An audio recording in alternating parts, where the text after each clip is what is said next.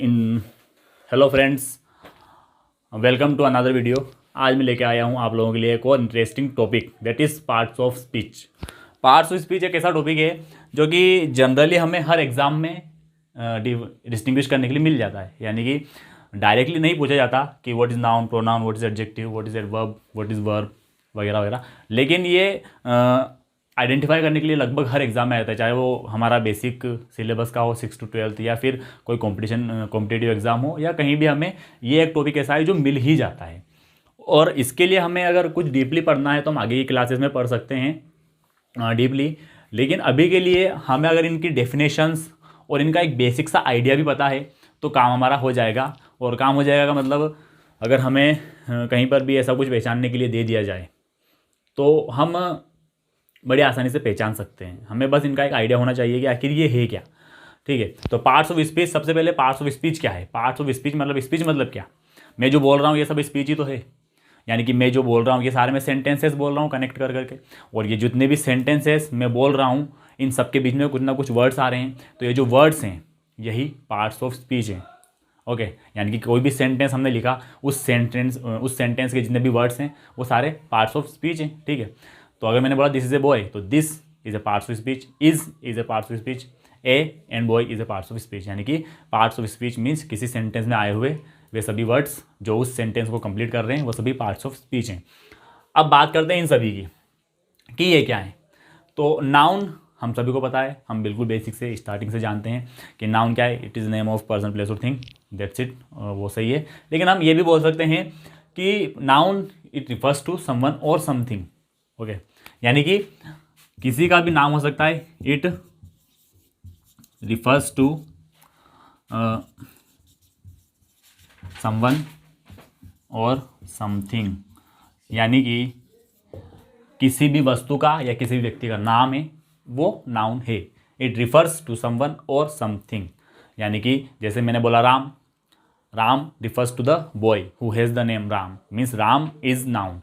मैंने बोला ये मार्कर है, अब ये मार्कर तो नाउन नहीं है, हमें पता है ये तो मार्कर है, लेकिन इस मार्कर का जो नाम हमने दिया कि ये मार्कर है, ये एक पेन है, the pen and the marker is a noun. Okay, it refers to someone और समथिंग, यानी कि किसी भी व्यक्ति या वस्तु का जो नाम है उसी को हम नाउन बोलते हैं, एंड दैट्स इट। इसके आगे कुछ नहीं है। बाकी वैसे नाउन बहुत डीप टॉपिक है, इसके लिए अगर हम पढ़े तो 2-4 क्लासेस लग सकती है, लेकिन अभी के लिए हमें इतना सा पता है तो काफ़ी। Next, pronoun. नाउन के प्लेस में जो भी वर्ड्स यूज हो रहे हैं ऑल दोज आर प्रोनाउंस। यानी कि मैंने बोला Ram, Ram is a good boy, Ram is a bad boy, Ram goes to there, Ram comes to here. That is हम बार बार राम को यूज़ ना करना पड़े और हम राम की जगह बोल देंगे ही। और कोई लड़की का नाम है तो शी, यानी कि नाउन की जगह पे हम कुछ और यूज़ कर रहे हैं तो वो प्रो नाउन है। ओके, यानी कि प्रो मीन्स बिफोर नाउन और नाउन मीन्स नाउन, यानी कि नाउन की जगह पे हम कुछ यूज़ कर रहे हैं तो प्रो नाउन है। जैसे मैंने बोला ही इज़ ए बॉय, मैंने किसका नाम नहीं लिया और मैंने बोल दिया he is a boy, he pronoun हो गया। किसी लड़की की बात कर रहे हैं, उसका नाम नहीं लिया और हमने बोल दिया she is a good girl, यानी कि यहाँ पे शी क्या हो गया, प्रोनाउन हो गया। वी, यहाँ पे हम सबका अलग अलग नाम ले, इससे अच्छा हमने बोल दिया वी। यू भी एक प्रोनाउन है। ओके, इट, दे, ये सब हमारे प्रोनाउंस है, क्योंकि इसमें हम किसी का नाम नहीं ले रहे, हम सिर्फ एक इंडिकेटर दे रहे हैं जिसके बारे में हम बात कर रहे हैं, और जो इंडिकेटर है यही प्रोनाउन है। ओके, नेक्स्ट है एडजेक्टिव्स। इसको हम हिंदी में विशेषण बोलते हैं। तो आप समझ गए होंगे what is adjective. Adjective means किसी भी व्यक्ति या वस्तु की विशेषता बताने वाला कोई वर्ड एडजेक्टिव होता है। जैसे कि मैंने बोला बॉय, अब बॉय तो एक लड़का है, लेकिन मैंने बोला गुड बॉय, अच्छा लड़का है वो, तो गुड उस लड़के की विशेषता हो गया, यानी कि ये हो गया एडजेक्टिव। ओके, मैंने बोला I have a blue marker, तो ये तो मार्कर है, दैट इज नाउन, लेकिन इस नाउन की विशेषता क्या बता रहा है, कौन सा वर्ड है, ब्लू। ब्लू एक ऐसा वर्ड है जो इस मार्कर की विशेषता बता रहा है, इसके फीचर्स बता रहा है, यानी कि ब्लू इज ए एडजेक्टिव। यानी कि ऐसे बहुत सारे वर्ड्स हो सकते हैं जो किसी की विशेषता बताते हैं और वो सभी एडजेक्टिव्स में आते हैं। जैसे कि हो सकता है गुड, और विशेषता मतलब वो अच्छी भी हो सकती है बुरी भी हो सकती है, गुड, बैड, एटसेट्रा एटसेट्रा। ठीक है, हाँ। Next, verb. वर्ब का आप सभी को पता है, इसमें कुछ भी नया नहीं है। वर्ब हिंदी में हम इसे क्रिया बोलते हैं। ऐसे सारे वर्ड्स जिनसे किसी एक्शन के करने का या होने का बोध होता है, यानी कि भागना, खेलना, पढ़ना, पढ़ाना, लिखना, उठना, बैठना, ये सब वर्ब से कुछ भी एक्शन अगर हो रहा है और उस एक्शन को डिफाइन करने वाला जो भी वर्ड है वो सब क्या है, वर्ब से। जैसे कि रन, वॉक, सिंग, डांस, ऐसे सारे वर्ड्स जो किसी एक्शन को रिप्रेजेंट करते हैं वो सारे वर्ब्स हैं। नेक्स्ट एडवर्ब्स, नाम से ही पता चल रहा है। एक तो हमारे पास आया था एडजेक्टिव यानी कि संज्ञा या सर्वनाम की विशेषता बताने वाला, और एडवर्ब यानी कि वर्ब की विशेषता बताने वाला। ओके, यानी कि कोई आदमी कुछ काम कर रहा है, दैट्स इट, लेकिन अगर उस काम की विशेषता बता दी जाए तो वो एडवर्ब हो जाएगा। जैसे मैंने बोला वह भागता है।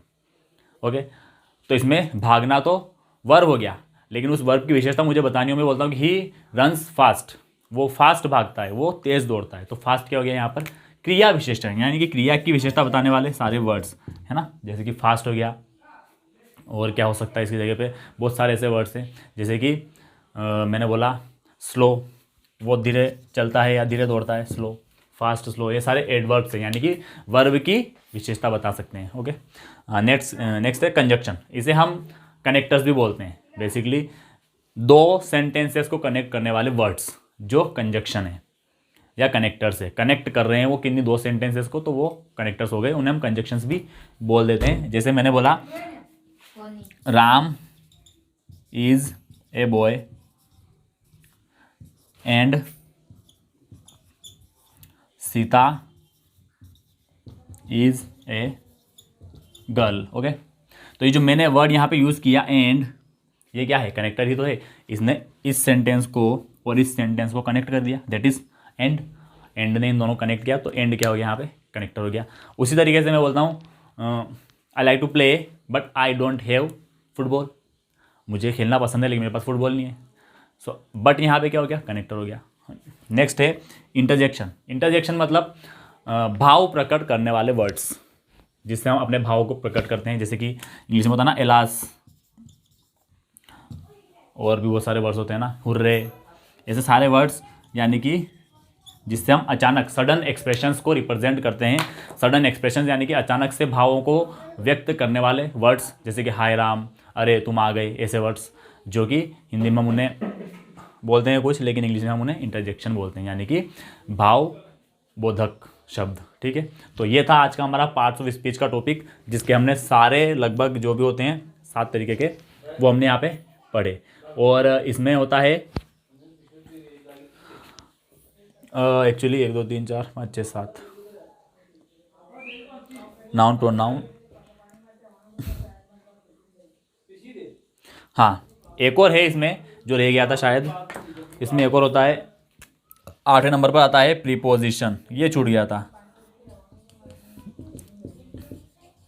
प्रीपोजिशंस ऐसे वर्ड्स हैं, प्रीपोजिशंस नाम से ही पता चल रहा है, किसी की पोजीशन को बताने वाले वर्ड्स प्रीपोजिशंस कहलाते हैं। प्रीपोजिशन, पोजीशन से पहले हम क्या लगाने वाले हैं, दैट इज प्रीपोजिशन।